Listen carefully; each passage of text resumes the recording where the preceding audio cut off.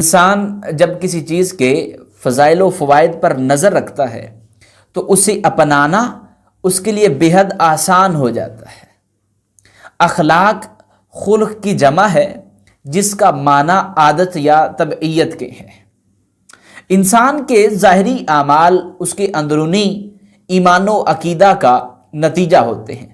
اگر ایمان درست ہوگا تو اعمال بھی درست ہوں گے۔ ظاہر ہے کہ اچھے اخلاق اعمال ہی کا حصہ ہوتے ہیں۔ نبی کریم صلی اللہ علیہ وآلہ وسلم نے ارشاد فرمایا، اکمل المومنین ایمانا احسنہم خلقا، کامل ایمان والا وہ ہے جس کا اخلاق سب سے اچھا ہو۔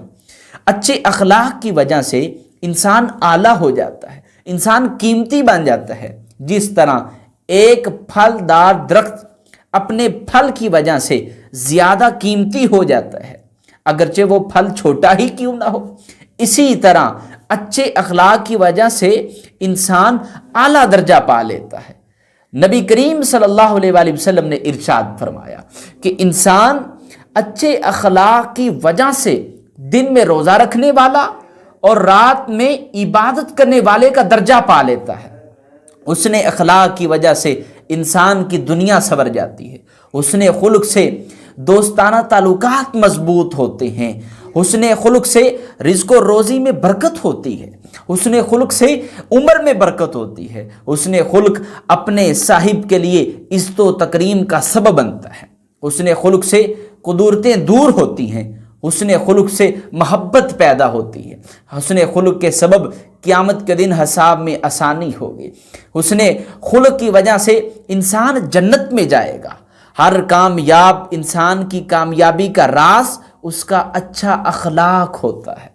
ہر بندہ چاہتا ہے کہ لوگ اسے محبت کریں، لوگ اسے محبوب رکھیں اور لوگ اس کی عزت و احترام کریں، اور آخرت میں بھی ہر بندے کی خواہش ہے کہ قبر میں اس کو راحت و سکون ملے، اور جنت کا طلبگار ہوتا ہے اور جنت کی خواہش رکھتا ہے، عزت کا طلبگار ہوتا ہے، تو نبی کریم صلی اللہ علیہ وآلہ وسلم کا فرمان سن لے۔ نبی کریم صلی اللہ علیہ وآلہ وسلم نے فرمایا، صحابہ کیا میں تمہیں اس شخص کے بارے میں نہ بتاؤں جو میرے نزدیک سب سے زیادہ محبوب اور بروز قیامت قریب تر ہوگا؟ صحابہ خاموش رہے۔ نبی کریم صلی اللہ علیہ وآلہ وسلم نے 3 بار اس بات کو دہرایا۔ صحابہ نے عرض کیا، یا رسول اللہ آپ ہمیں ضرور بتلائیں۔ تو آپ صلی اللہ علیہ وآلہ وسلم نے فرمایا، احسنکم خلقا، جس کا اخلاق تم میں سب سے بہترین ہو، اور پوری کائنات میں سب سے بہترین انسان وہ ہے جس کا اخلاق اچھا ہو۔